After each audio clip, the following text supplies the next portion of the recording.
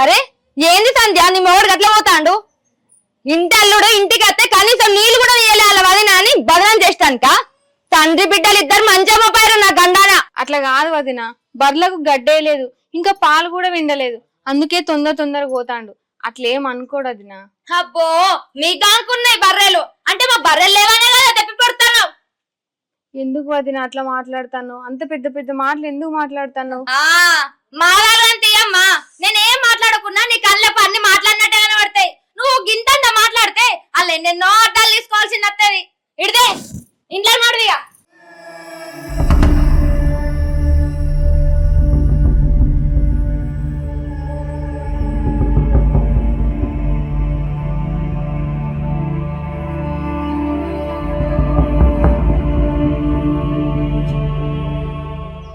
ఏంది నాన్న ఇదంతా? నా కర్మ కాకుంటే.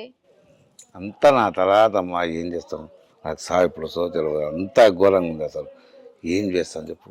చిచ్చి అవే మాటలు నాన్న, అట్లా మాట్లాడతాను. ఈ రోజు అమ్ముడు ఉంటే నన్ను ఎట్లా చూసుకును? ఒక మహారాణి లెక్క చూసుకును.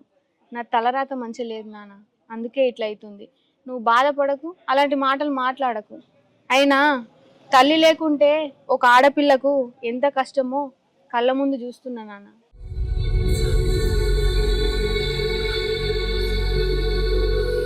వామ్మో వామ్మో, నేనేదో అన్నట్టు ఏం పెడతారు ఒకలేపులు. ఏం మనుషులో ఏమో.